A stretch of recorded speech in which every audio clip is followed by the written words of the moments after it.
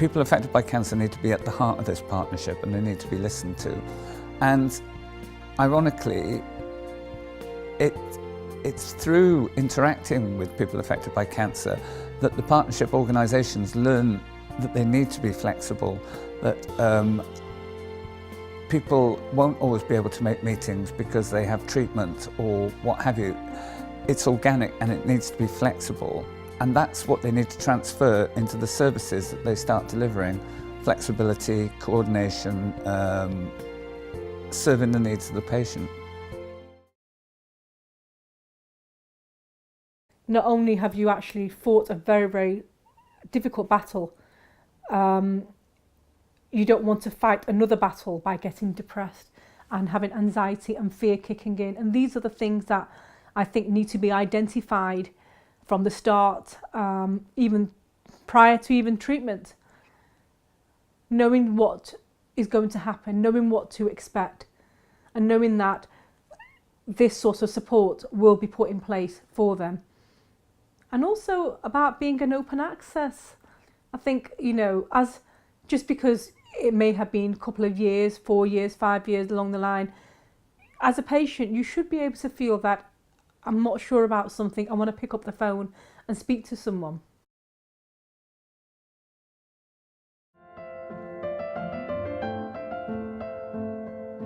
The breast care team actually contacted me to see how I dealt with my chemotherapy treatment, how I was coping with the side effects.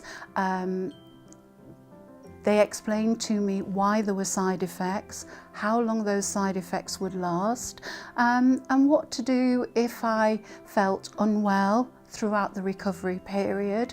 Given that I went straight on to radiotherapy, they then explained to me, or the breast care team then explained to me what would happen within the radiotherapy. So I just felt that they were with me every step of the way. The importance of having a care plan on an individual basis gives you time to review all the information, because sometimes when you are talking on a one-to-one with a consultant or your chemotherapy nurse or something, there is so much information that you need to take on board, and I always think it's good to sit down in your own time and review the information. You can then go back to them. One of the things with the breast care team is that no matter what time, night or day, you can actually contact them.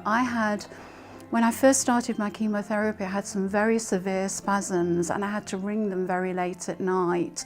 And they actually contacted the hospital to say I was on my way, and I couldn't believe that. I thought that was amazing.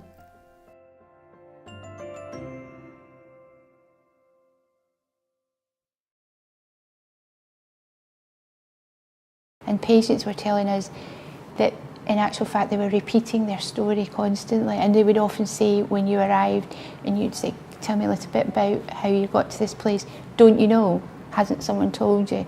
The district nurses at Victoria Mill work alongside the Macmillan nurses, so they all talk to each other. Now this was a revelation, that I'm not used to medical people talking to each other.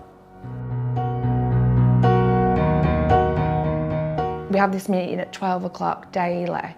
It allows us to come in and speak face to face, bounce ideas around as a team, because we're all professionals, we all got our own knowledge, and we can problem solve in one room. It allows that, and that wasn't there before. The daily handovers made us really effective. It's opened lines of communications that, even though they were there beforehand, it was that we were chasing people to try and communicate with them. So the fact that we have the district nurses at the meeting, the dietitians, the physiotherapist, the speech therapist, the CNSs, our assistant practitioners, we have the full range of people that are supporting our palliative care patients. So we've now got 4 hubs, and there's assistant practitioners working across each of those hubs. Has allowed us to actually increase the amount of times we see patients, and actually when they go they can do multiple things in one session. So they might be able to do speech therapy exercises, but also review their pain medication, also do a dietetic review. So actually the patients get a better service, they get the specialist input, but then they also get the continuity of care through the assistant practitioners. I think the most significant point in realising where the team was and where it was coming from was when my GP arranged I think what they call a multidisciplinary team meeting, and invited my family to join in as well. It was a very sort of intense meeting. Everybody was listening and they were all putting in their contribution at the right time and at the right pitch. And it was only afterwards that I realised that everybody there was caring for me. I think if you know that the surgery signed up to the locally commissioned service, although you might not understand, you won't think of it in those terms, but if a patient knows that the surgery is positive about cancer, has a positive attitude and is there for you, you're going to feel a lot more confident in approaching them and feeling that you're getting good advice. Because if you're going to the surgery, for example, saying to have, you need some blood taken, and people don't know, for example, that you can't have your blood taken from your arm with lymphedema in it, you start not to trust the surgery because you're thinking, surely they should know that. So you want people that understand all aspects of the cancer, which I know is a massive, massive ask, but that's why there's so much training and education, because it really will benefit patients if they feel confident in what's happening at the surgery.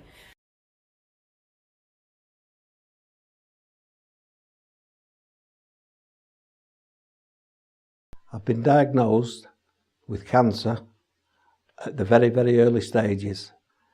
So I'm really grateful that I went for this lung check. I went to the scanner on the precinct on the Tuesday. It was about 9:30 in the morning. And I wasn't there long, I was there about 20 minutes. I was notified by Wythenshawe Hospital with an appointment for the Tuesday. So within a week, I went for a lung health check, and I was then given an appointment at Wythenshawe Hospital within the week. A lot of people have got the wrong idea, thinking that you're going to go in a machine, and some people think they'll never come out, but it's nothing like that. I'm not living in fear thinking, have I got cancer? Because now I know I've got it. And hopefully, because of that lung health check, I'm going to be living for years.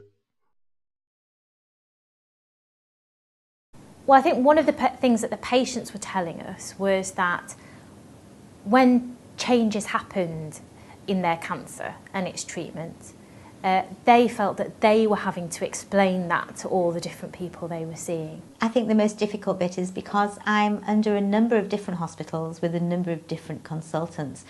Not all cancer, but it all has to be organised together, and I have to fill in each different consultant with my story and my journey and where I'm up to and what my drugs I'm taking, because I have a thyroid problem. So that is actually dealt with Christie's, but a different consultant, needless to say, to the oncology team.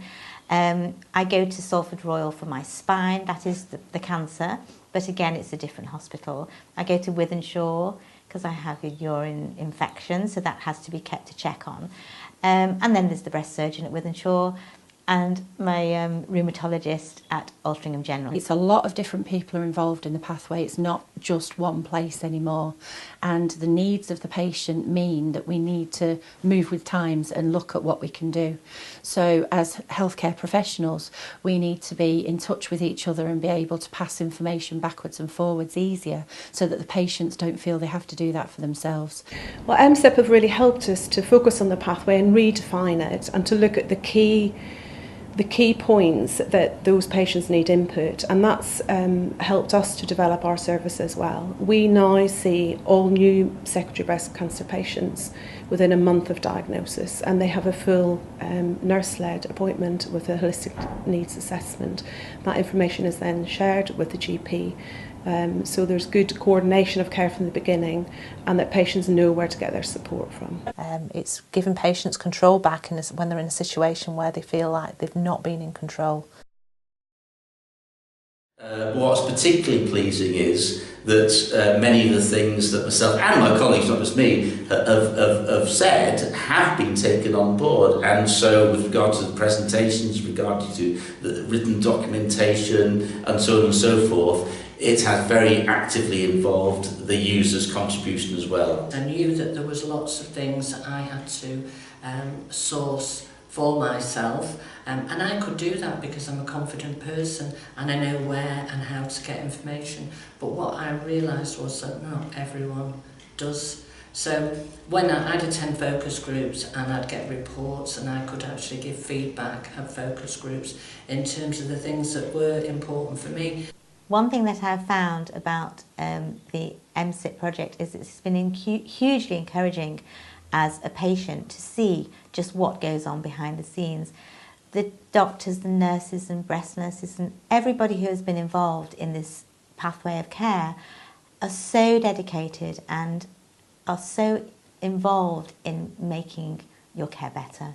And I think it's absolutely incredible because as a patient sitting in the waiting room with people whinging about time and waiting, they have no idea what goes on behind the scenes, and it's absolutely incredible how dedicated everybody is. And thank you.